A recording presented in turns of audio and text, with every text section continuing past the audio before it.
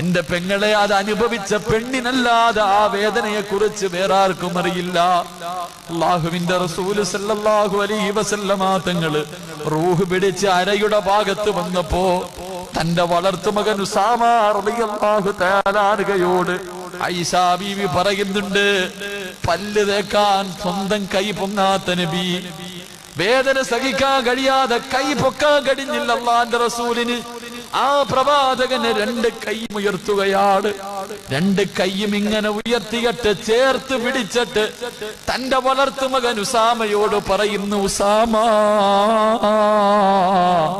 എനിക്ക് വേണ്ടിയൊന്ന് ദുആ ചെയ്യ് പൊന്നുമോനെ, എനിക്ക് വേണ്ടിയൊന്ന് ദുആ ചെയ്യ് പൊന്നുമോനെ, മരണവേദന എന്നെ കൊണ്ട് താങ്ങാൻ കഴിയുന്നില്ല ഉസാമ, അല്ലാഹു എന്നോട് കരുണ കാണിക്കാൻ, അല്ലാഹു എന്നോടൊന്ന് കരുണ കാണിക്കാൻ ഒന്ന് ദുആ ചെയ്യ് ഉസാമ.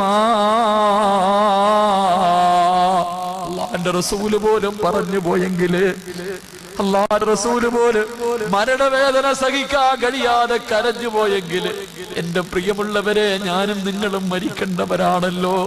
ആ ചിന്ത നിനക്കുണ്ടോ? ആ ചിന്ത നിനക്കുണ്ടോ?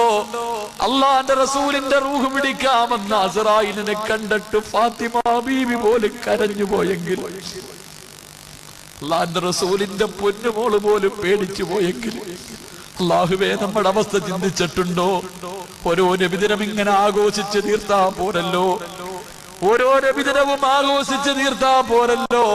അല്ലാഹുവിന്റെ റസൂല് പോലും മരണവേദന സഹിക്കാൻ കഴിയാതെ കരഞ്ഞു ദുആ ചെയ്യാൻ പറഞ്ഞെങ്കിൽ, എന്റെ പ്രിയമുള്ള പെങ്ങളെ, പ്രസവ വേദന അറിഞ്ഞ നിനക്ക് എങ്ങനെയാ പെണ്ണ് ടിവിയുടെ പെണ്ണിലിരുന്ന് നിസ്കാരം കളയാക്കാൻ പറ്റുന്നത്? നീ അനുഭവിച്ചവളല്ലേ അല്ലാഹുവേ, നീ വേദന അനുഭവിച്ചവളാണ്. എന്നിട്ടും എങ്ങനെ കഴിയുന്ന പെണ്ണ് ടിവിയുടെ പെണ്ണിലിരിക്കാൻ? ഞങ്ങളാരും പ്രസവ വേദന അറിഞ്ഞിട്ടില്ല, അത്ര വലിയ വേദന ഒരാളും സഹിച്ചിട്ടില്ല. ഞങ്ങൾക്കറിയില്ലെന്ന് പറയാൻ പെണ്ണെ, അറിഞ്ഞ നിനക്കെങ്ങനെ കഴിയുന്നടി? 3 4 പെറ്റ ഉമ്മ, നീ ടിവിയുടെ ഫ്രണ്ടിലിരുന്ന് നിന്റെ ജീവിതം തുലയ്ക്കുകയല്ലേ? അല്ലാഹുവിന്റെ റസൂല് പറഞ്ഞു, 60 വയസ്സായിട്ട് ഒരു മനുഷ്യൻ നന്നായില്ലെങ്കിൽ പിന്നെ അവനെ നന്നാക്കില്ലെന്ന് നബിയുനാ റസൂലുള്ളാഹി. അല്ലാഹുവിന്റെ റസൂല് പറയുകയാ, വയസ്സ് കുറേയായി, പ്രായം കുറേയായി, ചില ഉപ്പമാരെ കണ്ടിട്ടില്ലേ, മുടിയെല്ലാം നരച്ച് രോഗിയായി മരണവും കാത്തിരുന്നു. എന്നാലും ഒരു സുബ്ഹാനല്ലാഹ്